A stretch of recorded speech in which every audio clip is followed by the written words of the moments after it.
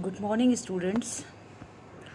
आज हम आगे का चैप्टर पढ़ेंगे स्टैटिक्स का। हमने स्टैटिक्स के बारे में थोड़ा बहुत पढ़ा था और आज का हमारा टॉपिक है फ्रीक्वेंसी डिस्ट्रीब्यूशन या बारंबारता बंटन या आवृत्ति बंटन। फ्रीक्वेंसी मीन्स आवृत्ति, उसका वितरण किस प्रकार से होता है, हम किस प्रकार से सारे डाटा को, कलेक्टेड डाटा को, जो भी हमने डाटा कलेक्ट किया है उसको किस प्रकार से टेबल में प्रेजेंट करते हैं, उसका मेथड है ये फ्रीक्वेंसी डिस्ट्रीब्यूशन या आवृत्ति वितरण।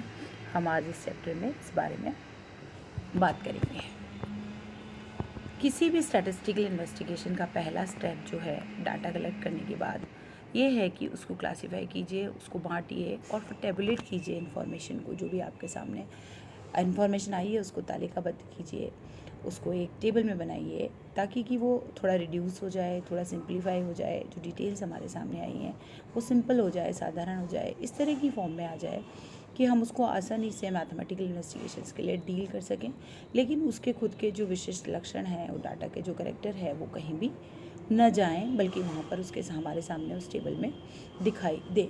फॉर एग्ज़ाम्पल मान लीजिए मुझे आपके क्लास के बच्चों की, आपके स्कूल कॉलेज के बच्चों में हाइट काउंट करनी है या एज काउंट करनी है कि एवरेज एज थर्ड ईयर के स्टूडेंट की, साइंस के स्टूडेंट की लगभग कितनी हो जाती है, ये देखना है मुझे। तो उसके लिए मुझे आपकी हाइट, आपकी एज जो है वो एक बार काउंट करनी है।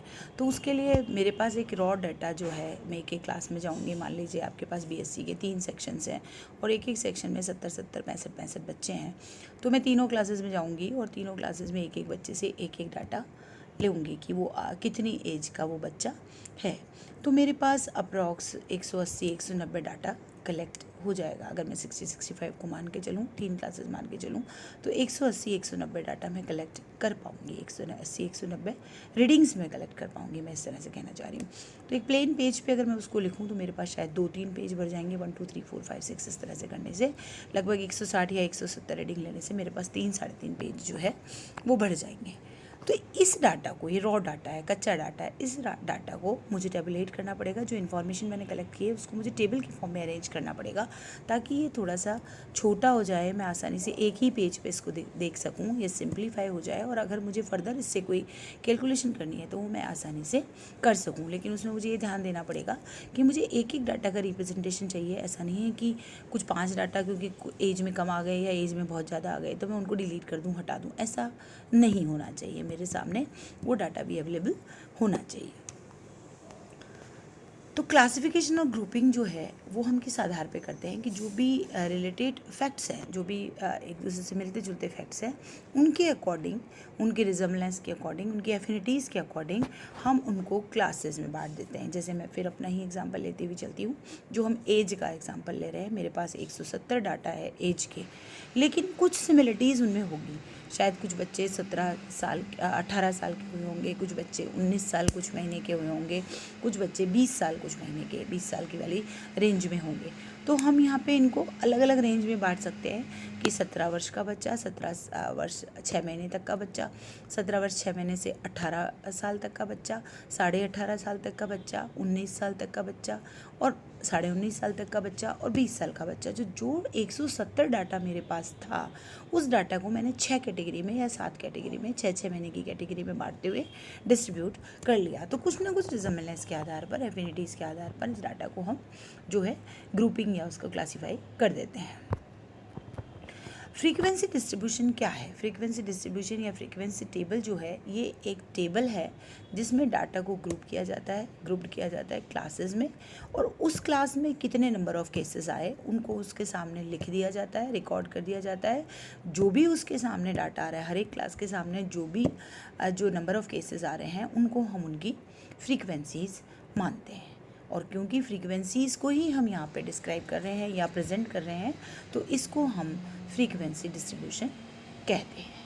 जैसे फिर हम बात करें कि 17 से 17.5 साल के बच्चे, मान लीजिए 170 में से मेरे पास 8 आए, उसके बाद और बच्चे बड़े हैं, तो मैं एक कॉलम बनाऊंगी जिसमें मैं क्लास बना दूंगी 17 से 17.5 साल और उसके सामने मैं लिख दूंगी 8, ये 8 क्या है, उसकी फ्रीक्वेंसी है, कितनी बार, कितने नंबर ऑफ केसेस उस क्लास में, जो कि मैंने 17 से 17.5 साल तक की बनाई, उस क्लास में कितने आ रहे हैं, वो 8 नंबर है। तो इस फ्रीक्वेंसी को मैं 8 को यहाँ लिख दूँगी, so it is called as frequency distribution. ये क्वांटिटेटिव क्लासिफिकेशन का एक मेथड है, एक मोड है क्वांटिटेटिव क्लासिफिकेशन। क्वांटिटी हम नाप सकते हैं, क्वालिटी हम नहीं नाप सकते। अभी मैं यहाँ पे कहूँ कि कितना बच्चा इंटेलिजेंट है, कितना बच्चा फर्स्ट डिवीज़न होल्डर है, कितना बच्चा सेकेंड डिवीज़न होल्डर है, या कितना बिल्कुल डल है, एवरेज बच्चा है, तो वो क्वालिटी जो है वो मैं यहाँ पर नहीं माप सकती, केवल और केवल क्वान्टिटी माप सकती हूँ कि इतने साल का इतना बच्चा मेरे पास यहाँ पे इस कॉलेज में 3rd ईयर में पढ़ता है।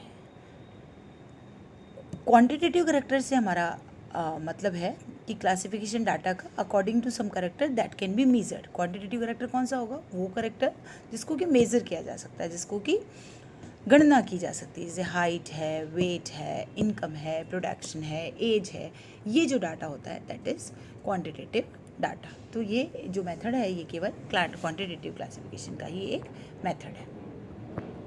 So we can say that a frequency distribution refers to the data classified on the basis of some variables। कुछ ना कुछ ऐसी चीज़ है जो कि चेंज हो रही है, जैसे प्राइस है, जैसे एज है, जैसे नंबर ऑफ यूनिट है, जैसे वेट है, अभी हमने बात करी। तो ये इन सब के आधार पर, किसी न किसी वेरिएबल के आधार पर जो है फ्रीक्वेंसी डिस्ट्रीब्यूशन को बनाया जाता है। यहाँ पे वेरिएबल जो है वो चेंज हो रहा है, क्लास तो फिक्स हो गई लेकिन उसका वेरिएबल जो है, नंबर ऑफ जो केसेस अकर है वो चेंज हो रहा है। तो Variable refers to that character which varies in the amount or in the magnitude in a frequency distribution। या तो संख्यात्मक परिवर्तन आए या मैग्नीट्यूड में चेंज आए तो हम उसको कहते हैं वेरिएबल। ये वेरिएबल 3 तरह के हो सकते हैं, individual variable, discrete variable, continuous variable. Individual variable को हम बोलते हैं व्यक्तिगत वेरिएबल या व्यक्तिगत चर, और फिर डिस्क्रीट मतलब खंडित, और फिर उसके बाद कंटिन्यूअस विच इज़ अखंडित या सतत जो है चर, वो कहलाते हैं।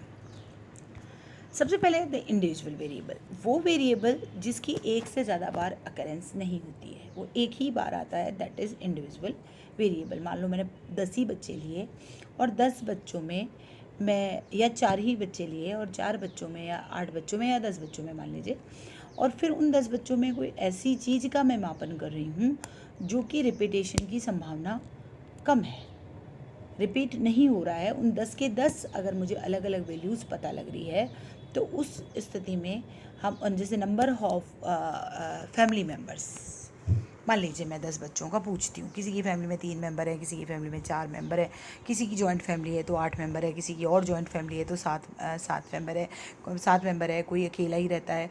तो इस तरह से मान लीजिए मुझे 8 बच्चों का मैंने पूछा और मुझे 8 डाटा मिले जो कि बिल्कुल अलग अलग हैं, कोई भी रिपीटेशन नहीं हो रहा है, वो अकरेंस उसकी रिपीट नहीं हो रही है, तो उसको मैं कहूँगी इंडिविजुअल वेरिएबल। दूसरा डिस्क्रीट या खंडित श्रेणी, वो वेरिएबल जिसकी सारी पॉसिबल वैल्यूज़ नहीं होती एक रेंज में, उसको हम डिस्क्रीट या डिसकंटिन्यूअस वेरिएबल कहते हैं। For example population of a city, population of a city 5,000 हो सकती है, 7,000 हो सकती है, 15,000 हो सकती है, 15 लाख हो सकती है, 17 लाख हो सकती है, लेकिन 17 लाख 200 1.5 या 2.5 या 3.5 वाली कंडीशन नहीं हो सकती। Number of student in a class 70 हो सकते हैं, 60 हो सकते हैं, 70.5 नहीं हो सकते, 72.5 नहीं हो सकते, 70.25 नहीं हो सकते। तो इस प्रकार से जिसकी फ्रैक्शनल वैल्यूज़ पॉसिबल नहीं हो तो उसको हम कहते हैं discrete series.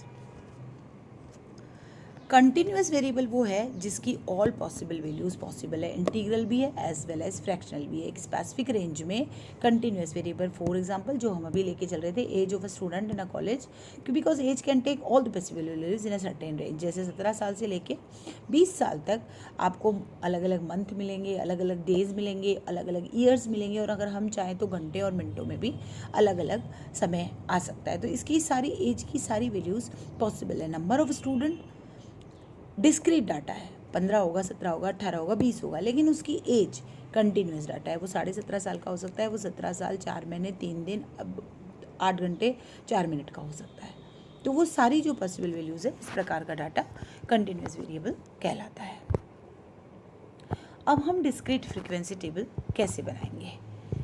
Individual frequency table तो ऑब्वियस से बनेगी ही नहीं, क्योंकि हर एक की फ्रीक्वेंसी एक एक ही है, तो वो तो क्या फ्रीक्वेंसी टेबल बनेगा, वो तो सिंगल ही वैल्यू है। तो हम डिस्क्रीट फ्रीक्वेंसी टेबल कैसे बनाएंगे, इसके लिए हम क्या करते हैं, पहला स्टेप लेते हैं एरी। एरी क्या होता है, रॉ डाटा को प्रेजेंट करने का एक अच्छा तरीका है, एक बेटर प्रेजेंटेशन का तरीका है। इसमें हम क्या करते हैं, अरेंज कर लेते हैं डाटा को या तो असेंडिंग ऑर्डर में या डिसेंडिंग ऑर्डर में, जिसे हम कहते हैं एरिंग ऑफ डाटा। मेरे पास 50 डाटा है, तो उन 50 डाटों को या तो मैं छोटे से बड़ा अरेंज कर लूँगी या मैं बड़े से छोटा अरेंज कर लूँगी, उसको मैं कहूँगी एरिंग ऑफ डाटा। इससे हमारा फर्दर जो है वो एनालिसिस जो है वो थोड़ा सा ईजी हो जाता है। फिर हम क्या करेंगे, count the number of times each value of the variable occurs in the complete data. हर एक वैल्यू कितनी बार आई उसका नंबर काउंट कर लेंगे। इसके लिए हम टेली मार्क्स या टेली बार्स जो है उनको यूज़ करते हैं। हम क्या करते हैं, एक कॉलम में हम 3 कॉलम बनाते हैं। पहले कॉलम में हम वेरिएबल्स की सारी पॉसिबल वैल्यूज़ लिख देते हैं। उसके बाद सेकंड कॉलम में हम एक वर्टिकल बार, जिसको कि हम टेली बार कहते हैं, एक सीधा डंडा, वो अगेंस्ट द नंबर जितनी बार ये आ रहा है उतनी बार हम लगाते हुए चलते हैं। जैसे हमने 25 बच्चों का ब्लड ग्रुप लिया, जानने की कोशिश करी, तो पहले कॉलम में तो वेरिएबल आएगा जो कि ब्लड ग्रुप बदल रहा है, ए बी और ओ, 4 हमारे पास कॉलम आ गए, 4 हमारे पास जो है वेरिएबल आ गए, A B and O. Second column में हम क्या करेंगे, एक एक बच्चे से पूछते चलेंगे और जो भी ब्लड ग्रुप आ रहा है, मान लीजिए ए बोलता है तो हम ए के आगे एक स्ट्रेट जो है डंडे जैसा वर्टिकल बार टेली बार लगा देंगे। ए बी बताता है तो ए बी के आगे लगा देंगे, ओ बताता है तो ओ के आगे लगा देंगे और बी बताता है तो बी के आगे लगा देंगे। इस तरह से हम 15 बच्चों के टेली बार्स जो है वो सामने लगा लेंगे। ये टेली बार्स हम 4 तो वर्टिकल बार्स के रूप में लगवाएंगे और 4 के बाद अगर 5वीं बार वो डाटा रिपीट हो रहा है, मान लीजिए ए बी ब्लड ग्रुप 5वीं बार भी आ रहा है, कोई भी पर्टिकुलर ब्लड ग्रुप 5वीं बार आ रहा है, तो चौथे के बाद हम एक इसमें क्रॉस टेली मार्क लगा देंगे, क्रॉस टेली बार लगा देंगे। तो 4 को हम एक तरह से कट कर देंगे, क्रॉस कर देंगे, तो इस तरह से हमें एक 5 का ब्लॉक मिल जाएगा। जब ये 5 का ब्लॉक मिल जाए उसके बाद छठी बार हम फिर से उससे थोड़ा सा स्पेस देते हुए स्ट्रेट जो है बार वो लगा लेंगे, वर्टिकल बार लगा लेंगे। फिर वही 4 टाइम्स हम बार लगाएंगे, 6, 7, 8 और 9, और 10th पे फिर हम क्रॉस बार लगा के फिर से एक और 5 का ब्लॉक बना देंगे। इस तरह से हम 5-5 के ब्लॉक जो है वो बनाते हुए चलेंगे। इसके आगे थर्ड कॉलम में फ्रीक्वेंसी लिख देंगे, जितने टेली मार्क्स हैं उनको काउंट करके, और वहाँ पे आप फ्रीक्वेंसी का नंबर लिख सकते हैं। तो इस प्रकार की जो टेबल है वो कहलाती है discrete frequency table. For example, following are the marks obtain by 40 students. 40 student के किसी क्लास में टेस्ट में मैक्सिमम मार्क्स 10 में से प्राप्त किए गए नंबर निम्न प्रकार से, इनको एक फ्रीक्वेंसी डिस्ट्रीब्यूशन में अरेंज कीजिए। जो भी नंबर हैं वो लिखे हुए हैं, 7, 8, 6, 6, 5, 2, 8, 5 आपके सामने रीडिंग है। इसके सॉल्यूशन के लिए मैंने क्या किया कि it is clear that marks are in whole numbers. Marks तो होल नंबर में ही होंगे, 7.25, 7.5 को हम होल नंबर में कन्वर्ट कर लेते हैं, तो मार्क्स जो है वो होल नंबर में है हमारे पास। और ऐसा भी है कि सेम स्टूडेंट, मतलब एक से ज़्यादा स्टूडेंट सेम मार्क्स भी ऑब्टेन कर सकते हैं। तो हम क्या करेंगे, पहले हमने इसको एरी किया, जो मैंने आपको फर्स्ट स्टेप बताया, और एरी किया, छोटे से बड़े के रूप में मैंने इसको अरेंज कर लिया। अब हम इसकी एक डिस्क्रीट सीरीज़ बनाएंगे, जैसी अब हमने बात करी थी। ये इस तरह से हम 3 कॉलम बनाएंगे, out of 10 marks, tally bars, frequencies. अब आप देखिए 0 2 बार आया है, आपके इसमें दिखाई दे रहा है। हमने यहाँ पे 2 टेली बार लगा दिए, सामने लिख दिए फ्रीक्वेंसी 2 देखिए, 2 हमारे पास 1 2 3 4 5 6 7 टाइम्स आया है। हमने 4 सीधे डंडे खींचे 2 के सामने, 5वां उसको क्रॉस कर दिया, 2 उसके बाद लगा दिया और सामने फ्रीक्वेंसी लिख दी 7। इस प्रकार से हमने 5 को भी काउंट कर लिया, 6 को भी काउंट कर लिया, 7 को भी काउंट कर लिया और 8 को भी काउंट कर लिया, और उनके टेलीबार्स बनाते हुए फ्रीक्वेंसी बनाई, और टोटल नंबर ऑफ फ्रीक्वेंसी 40 हमारे सामने आ गया। तो इस तरह से हम फ्रीक्वेंसी डिस्ट्रीब्यूशन जो है वो तैयार करते हैं डिस्क्रीट सीरीज़ में। आज के लिए मेरे ख्याल से इतना ही काफ़ी है। हाँ, नेक्स्ट क्लास में हम कंटिन्यूअस सीरीज़ में किस प्रकार से फ्रीक्वेंसी डिस्ट्रीब्यूशन बनाएंगे उसके बारे में बात करेंगे। Thank you.